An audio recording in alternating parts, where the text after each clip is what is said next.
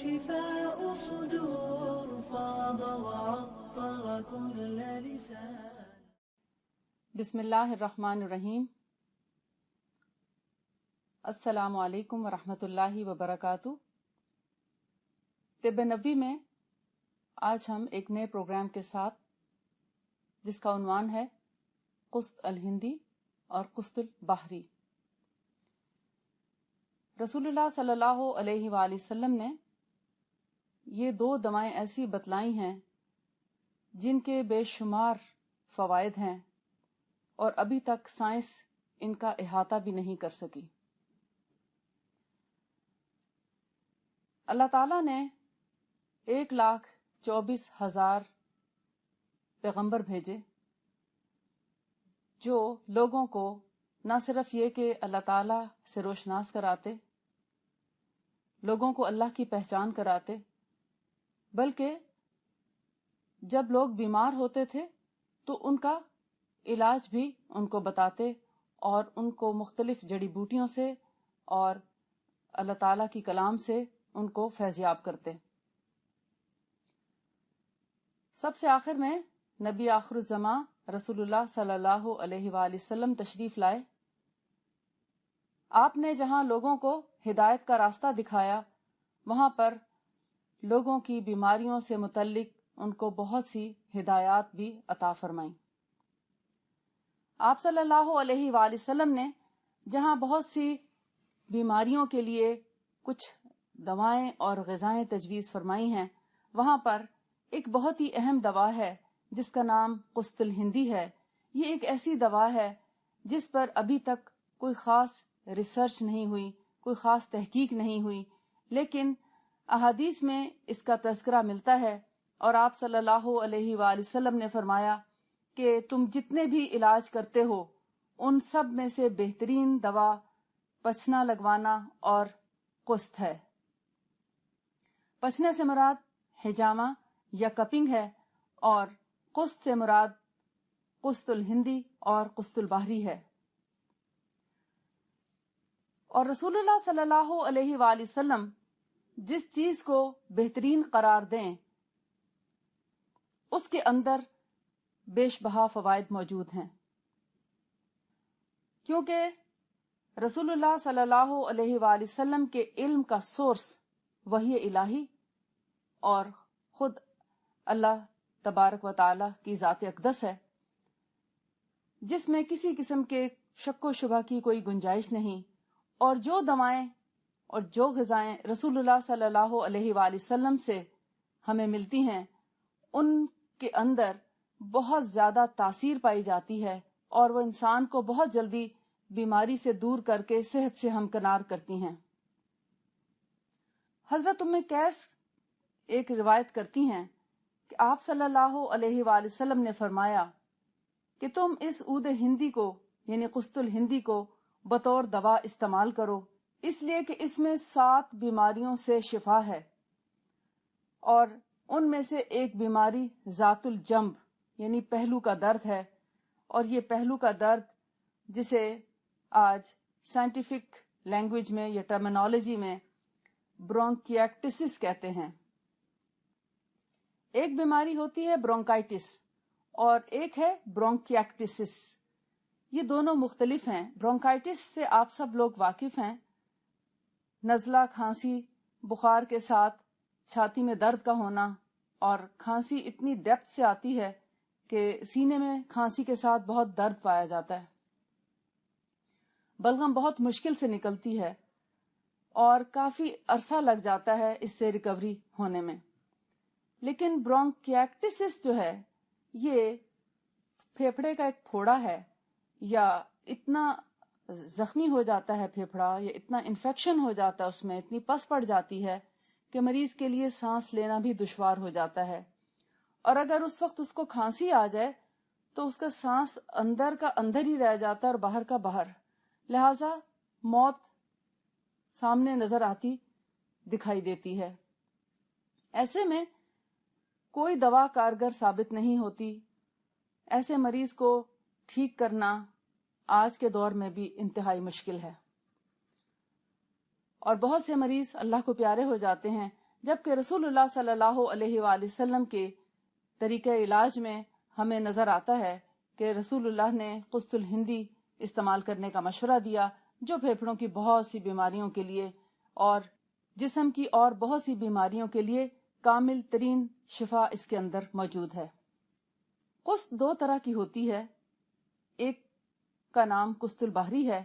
جسے ہمارے ہاں قسط شیریں بھی کہا جاتا ہے، اور دوسری کا نام قسط الہندی ہے جسے قسط تلخ بھی کہا جاتا ہے۔ دونوں کے خواص بہت زیادہ ملتے ہیں، لیکن کچھ چیزوں میں یہ مختلف بھی ہے۔ مثال کے طور پر قسط البحری کا رنگ قدرے سفید ہوتا ہے، آف وائٹ سا، جبکہ قسط الہندی کا رنگ گہرا ہوتا ہے، براؤن کلر کا ہوتا ہے، اور اس میں بھی اس کے مختلف علاقوں کے لحاظ سے اس کے شیڈز مختلف ہو سکتے ہیں۔ ہمیشہ جو قسط فائدہ دیتی ہے اور آرام پہنچاتی ہے وہ تازہ ہونی چاہیے۔ پرانی قسط یا اس کے اندر اگر کیڑا لگا ہوا ہے، جالے پڑے ہوئے ہیں، تو ایسی قسط کبھی شفا سے ہمکنار نہیں کر سکتی، بلکہ ہو سکتا ہے اس کی گندگی اور اس کے پرانے ہونے کی وجہ سے کوئی نقصان ہی نہ پہنچائے انسان کو۔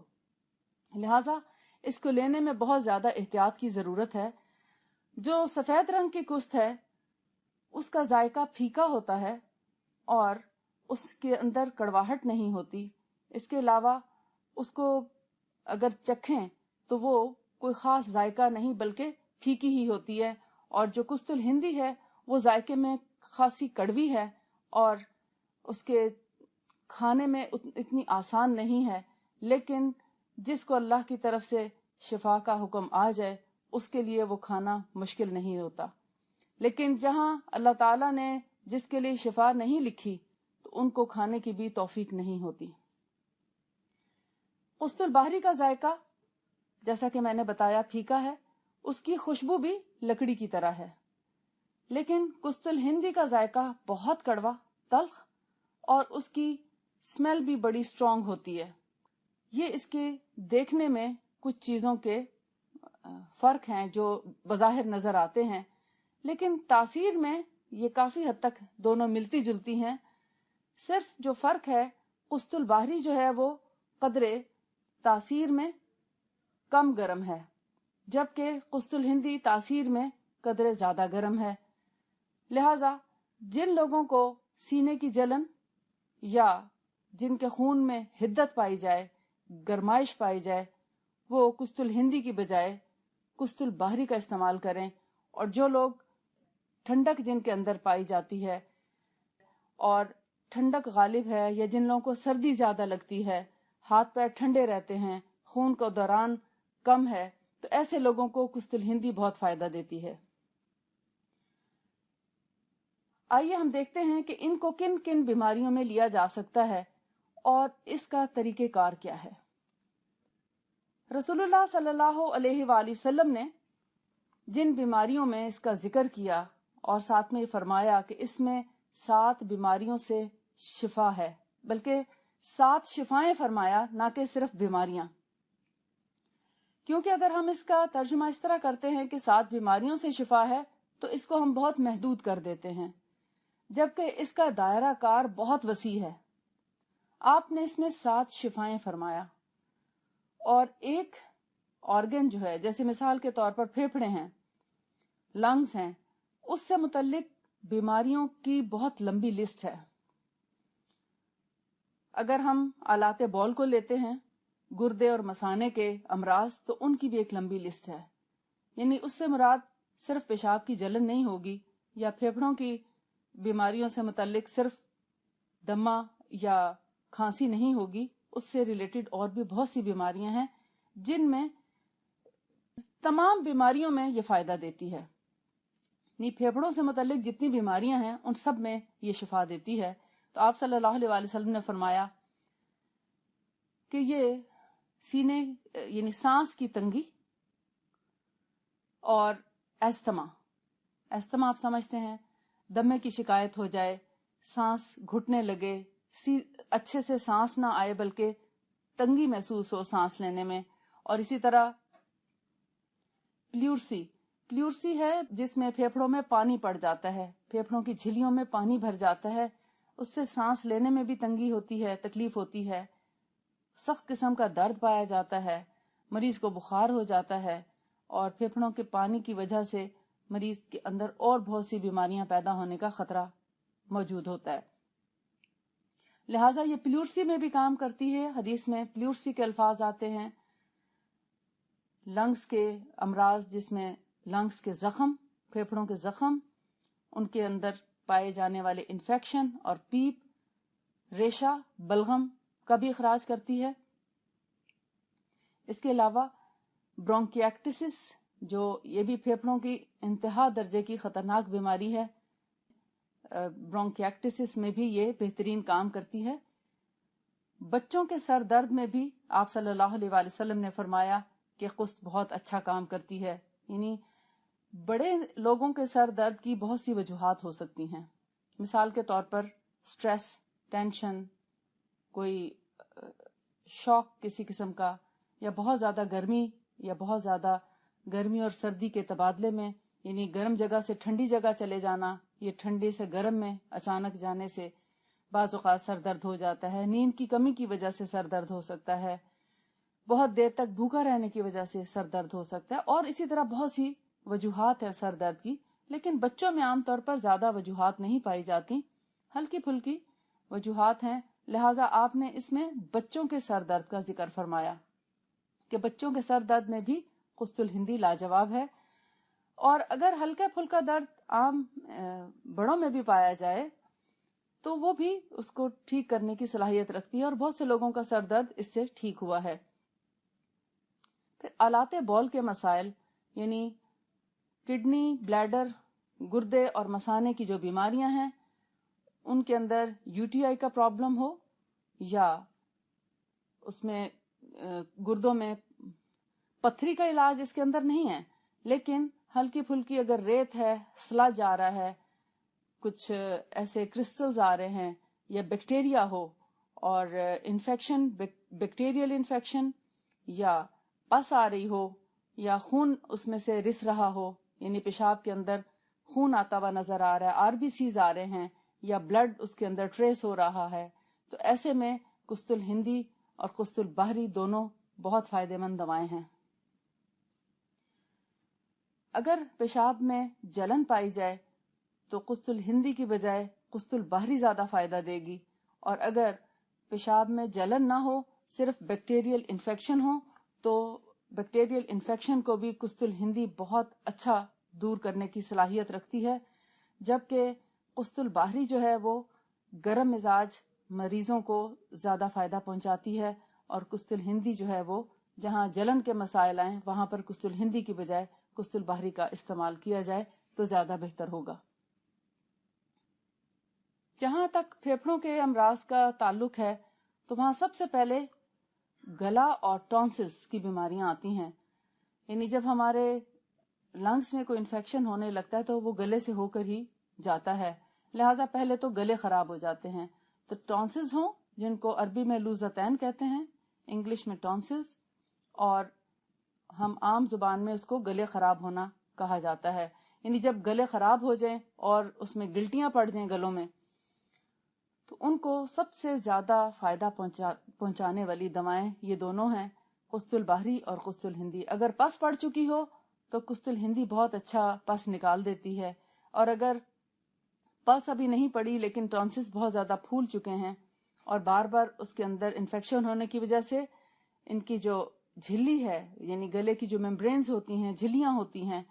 ان میں چھید آ جاتا ہے، یعنی وہ ایسے جالی کی طرح ہو جاتی ہیں، اور اس کے اندر بار بار گلا خراب ہونے کا رجحان پیدا ہو جاتا ہے. تو قسط البحری جو ہے یہ ان جھلیوں کی بہت اچھی اور بہت تیزی سے مرمت کر دیتی ہے، اور بار بار گلا خراب ہونے کا رجحان ختم ہو جاتا ہے. یہ بلغم کو خارج کرنے کی صلاحیت رکھتی ہے. یہ تو وہ باتیں تھیں جو ہمیں احادیث سے پتہ چلتی ہیں. 7 اشفیہ یعنی 7 شفائیں جو آپ صلی اللہ علیہ وآلہ وسلم نے فرمائیں. لیکن کچھ بیماریاں ایسی ہیں جن میں ہم نے قسط کو استعمال کرا کے دیکھا، لوگوں کو اس سے بہت فائدہ ہوا. ان میں چند ایک یہ ہیں جن لوگوں کو ہارمونل پرابلمز تھے، یہ جیسے خواتین کے ایام کے مسائل ہیں، اگر اس میں کوئی بے قاعدگی ہو یا بالکل بندش ہو یا بہت زیادہ دیر تک جاری رہتے ہوں، اس میں بھی یہ بہت فائدہ مند ہے، ان کو ریگولیٹ کرتی ہے، باقاعدہ لانے کا انتظام کرتی ہے۔ اس کے علاوہ اگر خواتین میں پی سی اوز کا پرابلم ہو، پولیسسٹک اووریز، اس کے ساتھ بھی یہ بہت اچھا اثر رکھتی ہے اور ان میں بہت زیادہ شفا دیتی ہے، پی سی اوز کے پرابلمس کو بھی سالو کرتی ہے، پھر ہارمونل امبیلنس کو ٹھیک کرنے کی صلاحیت رکھتی ہے۔ بے اولادی کے مرض میں جہاں آج دنیا اتنا زیادہ پریشان ہے اور یہ مرض بہت زیادہ بڑھتا چلا جا رہا ہے اور اس کی وجوہات پر اس وقت کوئی غور نہیں کر رہا کہ اس کی وجوہات کیا کیا ہیں، جبکہ ہمیں بحیثیت قوم ان چیزوں کو دیکھنا چاہیے کہ ایسی کیا وجوہات ہیں جس کی وجہ سے بے اولادی کا مرض اتنا بڑھ چکا ہے۔ ہمارے پاس جو مریض آتے ہیں ان میں اکثریت کی تعداد بے اولادی کے مرض میں مبتلا ہے۔ تو ان لوگوں کے لیے ہم نے جب قسط الہندی کا استعمال شروع کیا تو ہمیں 100% نتائج ملے۔ ان کے نہ صرف یہ کہ باقاعدہ ایام ان کے درست ہوئے خواتین کے، جن خواتین میں اوویرین سسٹ کا پرابلمس تھے یا جن کے ایگز میچور نہیں تھے یا ایگز ریگولرلی بننے کا عمل جو ہے وہ کمزور تھا یا ایگز کمزور تھے، ان تمام مسائل کو قسط الہندی نے اور قسط البحری نے درست کیا۔ کیونکہ جن خواتین میں گرمی جن کے خون میں زیادہ پائی جاتی ہے ان لوگوں کو ہم قسط البحری استعمال کراتے ہیں، لیکن جن لوگوں میں گرمی کا عنصر غالب نہ ہو ان کو ہم قسط الہندی دیتے ہیں، کیونکہ یہ زیادہ تیز اثر دوا ہے اور بہت جلدی اپنا اثر دکھاتی ہے، جبکہ قسط البحری تھوڑا سا دیر سے اثر کرتی ہے، یا آپ کہہ سکتے ہیں کہ تھوڑی نرم ہے، آہستہ آہستہ اثر کرتی ہے، جبکہ قسط الہندی فوری طور پر اثر کرتی ہے۔ قسط البحری جو ہے وہ جہاں زخم پائے جاتے ہوں، انفیکشنز پائے جاتے ہوں، وہاں وہ زیادہ اچھا اس کا رول پلے کرتی ہے، جبکہ قسط الہندی جو ہے وہ ڈیپتھ میں پائے جانے والے بیکٹیریا، یہ ایک قسم کی نیچرل اینٹی بیکٹیریل میڈیسن ہے۔ جہاں عام طور پر اینٹی بایوٹکس کی ضرورت پڑ سکتی ہے اور آپ چاہتے ہیں کہ اینٹی بایوٹکس آپ کو نہ لینی پڑے، وہاں آپ قسط الہندی کا بے دھڑک استعمال کر سکتے ہیں، کیونکہ اس میں کسی بھی قسم کا کوئی سائیڈ ایفیکٹ نہیں ہے، کوئی نقصان دہ پہلو نہیں ہے۔ قسط البحری جو ہے وہ بے ضرر دوا ہے، خواہ معدے میں السر ہو یا ایسیڈیٹی ہو، تیزابیت ہو، ایسے میں قسط البحری بہت عمدہ دوا ہے۔ نہ صرف یہ کہ معدے کی جھلیوں کو درست کرتی ہے، ان کو باقاعدہ طور پر پرو دیتی ہے، السرز کو ہیل کرنے کی صلاحیت رکھتی ہے، اور یہ ہماری روزمرہ پریکٹس کا ایک حصہ ہے، اور الحمدللہ سینکڑوں کیا ہزاروں مریض درست ہو چکے ہیں اور معدے کے تمام امراض سے نجات پا چکے ہیں اللہ کے فضل سے۔ اور اس کے جو ریزلٹس ہیں وہ اللہ کے فضل سے 100% ہیں، معدے کے امراض ہوں، گردے کے امراض ہوں، پھیپھڑے کے امراض ہوں، اور رسول اللہ صلی اللہ علیہ وآلہ وسلم نے اس کی تعریف فرمائی ہے کہ یہ حافظے کو بھی درست کرتی ہے، یعنی قسط الہندی جو ہے وہ میموری کو بھی امپروو کرنے کی صلاحیت رکھتی ہے۔ اور اس کے علاوہ قسط البحری جو ہے وہ جلد کے امراض میں بھی بہت عمدہ دوا ہے۔ جلد کے امراض ہوں، اس میں خارش ہے، الرجیز ہیں، اس میں مختلف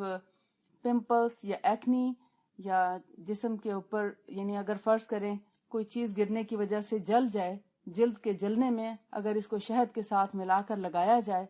تو یہ بہت جلدی زخم کو ٹھیک کرنے کی نہ صرف صلاحیت رکھتی ہے بلکہ جلد کے داغوں کو دور کرنے کی بھی اس کے اندر بھرپور صلاحیت پائی جاتی ہے۔ لہذا اس کی خاصیت کی وجہ سے اگر اس کو شہد اور پانی میں ملا کر داغوں والی جگہ پر لگایا جائے تو یہ جلد کے عام داغوں کو بہت اچھے سے دور کر دیتی ہے، اور جہاں زخم پائے جائے ہوں، پھوڑے پھنسیاں ہوں، تو یہ پہلے ان کی پس نکالتی ہے، اس سے سارا اس کی گندگی کو باہر نکالتی ہے، اس کے بعد ان کو مندمل کر کے زخموں کو بالکل ٹھیک بھی کر دیتی ہے، کسی اور دوا کے استعمال کے بغیر بھی درست کرنے کی صلاحیت رکھتی ہے۔ لیکن جیسا کہ ایک عام کانسیپٹ ہے کہ کوئی بھی زخم ہو یا کوئی بھی جلد کا انفیکشن ہو، اس کو صاف ستھرا رکھنا، گندگی اور مکھیوں سے بچا کے رکھنا، اس پر بلا وجہ کے گرد و غبار جو ہے وہ نہ پڑنے پائے اور اس کی حفاظت کی جائے، بار بار اس پر چوٹ نہ لگے، چوٹ سے بچا کر رکھیں، اس کو صفائی ستھرائی کا خیال رکھیں، اگر اس کے اوپر کچھ آلائشیں ہیں تو ان کو صاف کرتے رہیں اور ان کو ململ کے کپڑے سے اگر ڈھانک کر رکھیں تو زیادہ اچھا ہے، کیونکہ جیسے جلی ہوئی جگہ ہے تو اس پر اگر آپ مسلسل پٹی کرتے رہیں تو وہ جلی ہوئی جگہ جلدی اس کا زخم ٹھیک نہیں ہوتا۔ ہاں، اس کو ڈھانک کے رکھنا اس لیے ضروری ہے کہ کسی قسم کی گرد و غبار اور مکھی وغیرہ کا اوپر بیٹھنے کا کوئی امکان نہ رہے اور گندی آب و ہوا اور چوٹ وغیرہ سے بچا رہے اور صفائی ستھرائی کے ساتھ اس زخم کو ہیل ہونے میں مدد ملے۔ لیکن اس کا مطلب یہ نہیں ہے کہ اگر زخم بہت گہرا ہے تو آپ اس کا علاج نہ کریں۔ فرض کریں کہ اگر آپ کا زخم بہت زیادہ گہرا ہے اور آپ خود علاج نہیں جانتے تو بہتر ہوتا ہے کہ آپ کسی سمجھدار اور ماہر سے اس کا مشورہ کرنے کے بعد اس کا علاج کریں، کیونکہ ہلکے پھلکے جل جانا یا ہلکے پھلکے زخم تو آپ گھر بیٹھے علاج کر سکتے ہیں، لیکن اگر زخم بہت گہرا ہے یا اگر تکلیف بہت حد سے بڑھ چکی ہے تو ضروری نہیں کہ آپ گھر بیٹھے اپنا علاج کر سکیں۔ رسول اللہ صلی اللہ علیہ وآلہ وسلم کے اسوہ حسنہ میں ہمیں اس بات کا پتہ چلتا ہے کہ آپ صلی اللہ علیہ وآلہ وسلم نے فرمایا کہ تم کسی ماہر طبیب سے مشورہ کرو۔ جیسا کہ حضرت سعد بن ابی وقاص جب بیمار ہوئے اور ان کو دل کی تکلیف ہوئی تو آپ ان کی عیادت کو تشریف لے گئے اور ساتھ میں یہ بھی حکم فرمایا کہ حارث بن کلدہ ثقیفی کو بلاؤ جو مکہ کا ماہر حکیم ہے۔ تو آپ صلی اللہ علیہ وآلہ وسلم کے اس ارشاد سے پتہ چلتا ہے کہ جب آپ بیمار ہوں اور بیماری آپ کی سمجھ سے بالا تر ہو اور آپ سمجھتے ہیں کہ یہ بیماری آپ اس کا علاج نہیں کر سکتے اور ہر شخص علاج کر بھی نہیں سکتا، اس کے لیے ضروری ہوتا ہے کہ آپ کسی سے مشورہ کرنے کے بعد اس کا علاج کریں۔ ایسا نہ ہو کہ آپ جو بیماری سمجھ رہے ہیں در حقیقت بیماری وہ نہ ہو، اس کے پیچھے کچھ اور بڑی بیماری ہو جو آپ کی سمجھ سے بالا تر ہو۔ جو رسول اللہ صلی اللہ علیہ وآلہ وسلم کے طریقہ علاج میں ہمیں باتیں پتہ چلتی ہیں، جہاں تک ہماری اپنی سمجھ کی بات ہے اس میں ہمارے نالج میں ہونا چاہیے کہ اگر فرض کریں آپ ایک مریض کا ڈاکٹر سے علاج بھی کرا رہے ہیں یا کسی حکیم کے زیر علاج ہے اور ساتھ میں اگر آپ ان چیزوں کو استعمال کر لیتے ہیں تو اس میں مریض بہت جلدی ٹھیک ہو جاتا ہے۔ اس کا یہ مطلب نہیں کہ آپ کسی بھی مریض کو ڈاکٹر کے پاس نہ لے کے جائیں یا ان کا چیک اپ نہ کروائیں یا ان کے ٹیسٹ نہ کروائیں یا ان کو کسی حکیم یا ڈاکٹر کے زیر علاج نہ لے کر جائیں۔ اس کا مطلب یہ ہے کہ آپ اگر کسی ماہر سے مشورہ کریں تو آپ کو کم از کم مریض کی بیماری کا نہ صرف یہ کہ علم ہوتا ہے بلکہ آپ کو اس بیماری سے متعلق پرہیز، احتیاط اور اس کی غذا اور دوا سے متعلق تمام معلومات مل جاتی ہیں اور مریض کو اچھا کرنے میں بہت ہیلپ ہوتی ہے۔